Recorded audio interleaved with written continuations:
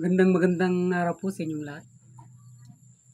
Saan man sulok kayo ng Pinas naroroon, pagpapalay sa mga atin. Si Makatang Tambay pong muli, napupugay na wala ibang puhunan kundi mga logic lang ng buhay.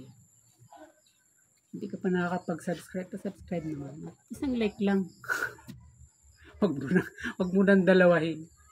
At panuorin mo na rin kung ano ang mayroon sa isang Makata. Pero lagi namang tambay. Okay.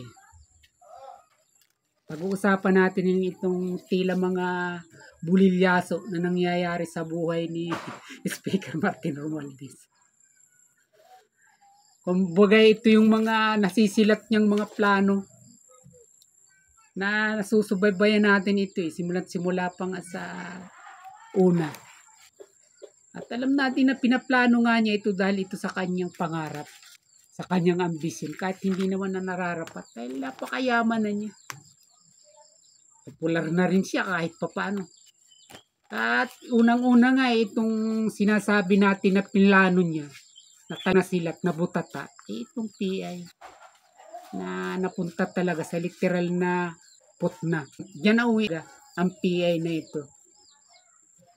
At ikalawa itong impeachment na talagang ginawa nilang obra maestra dyan sa Quadcom. Hindi naman basta-basta gagawin yun ng mga congressman. Kung talagang wala naman talagang nag-uutos o nagtutulak na gawin nila yan.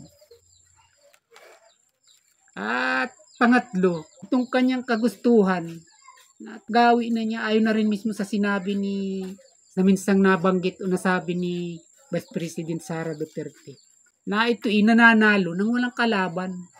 Ang ibig sabihin pinapatahimik niya o dinadaan niya sa piraw para mawalan siya ng kalaban doon bilang congressman sa first district na yun ng Leyte o sa kanyang probinsya. At iisa-isahin natin kung paano nangyaring lahat ng mga pangarap niyang ito, lahat ng plano niyang ito isa-isang nabutata. At hanggang sa ngayon patuloy na nabubililyaso. At saka alam natin malamang sa kahuli-hulihan, ang pagluha ay hindi mapipigilan.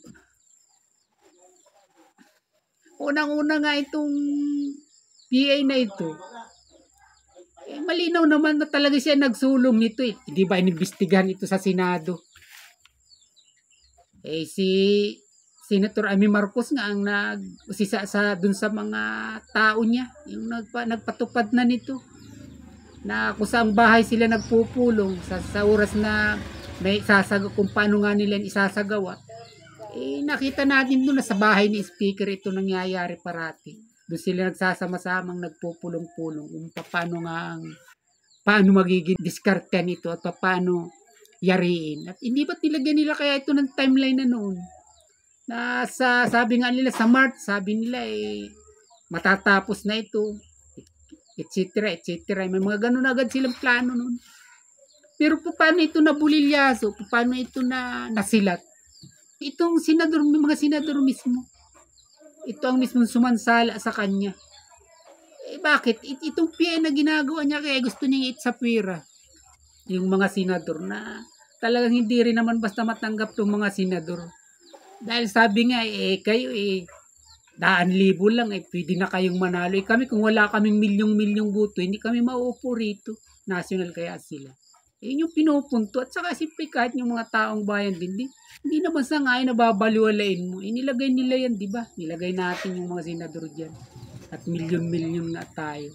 Kumpara sa mga congressman na ito, na per district lang. At kaya nga maaari silang manalo. Yung may 200,000 boto. 300,000 boto. Pwede ka na maging congressman. Hindi ka malayong-malayo sa isang senador sa maikling salita. At idagdag pa ang pagkabulilyaso niya na plano ito ni Speaker Romualdez. Nung batikusin ito at lubusang tuligsain ang dating Pangulong Duterte. At ito nga mismo yung naglantad na hindi naman basta talaga ito chacha o charter change, kundi ito para magkaroon sila ng pagkakataon na mawala ang presidential, kundi maging parliamentary na sila parati ang uupo. Mawala na ng botohan na o pagpili kung sino yung magiging pangulo. Ito yung intensyon nitong PI na ito, itong People Initiative na ito. At nakita natin at kung paano ito nalagot at kung paano ito nanahimik na lamang pagkatapos na mangyari nga ito.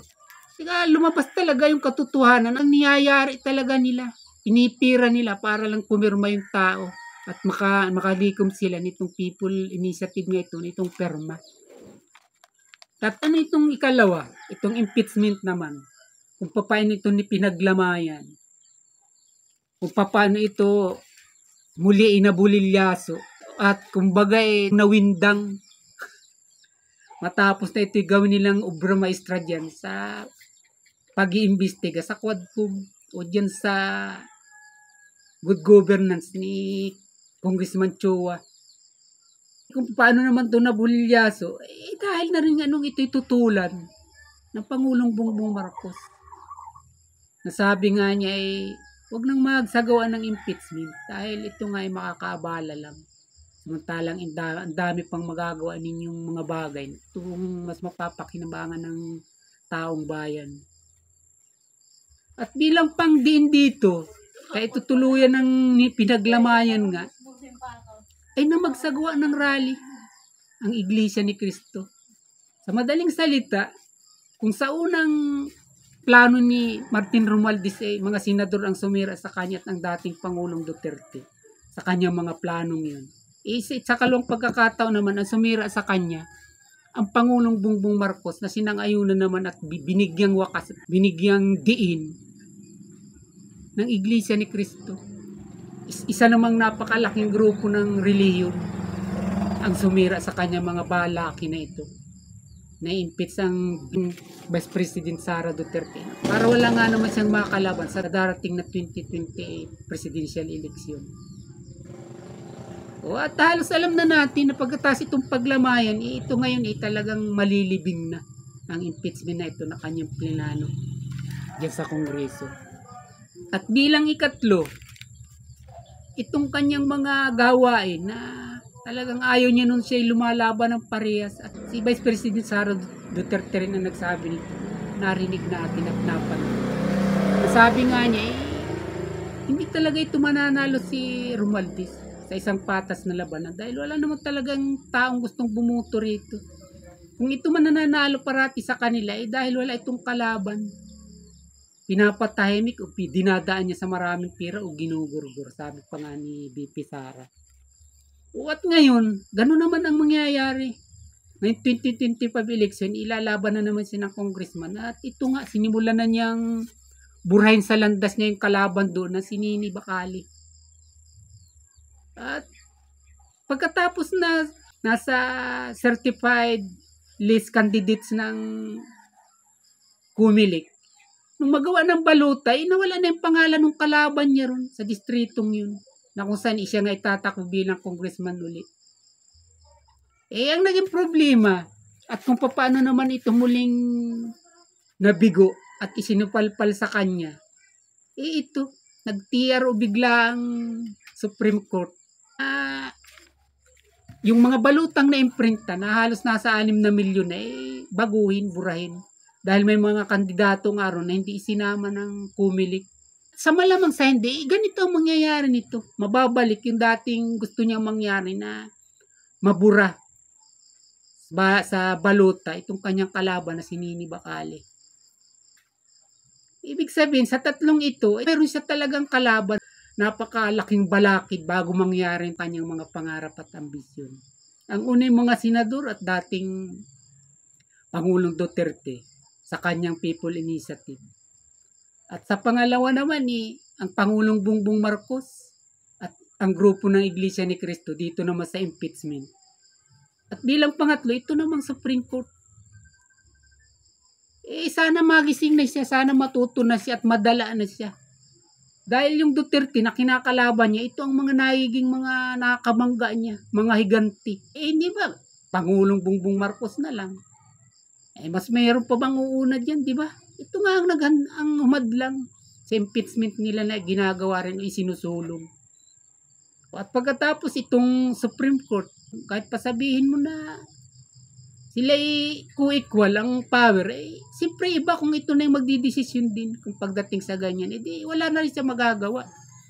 Dahil kung may kapangyarihan siya, meron din ito. Tatlong ito talagang nadurog siya. Mga senador, Iglesia ni Cristo na milyon-milyon, at Supreme Court.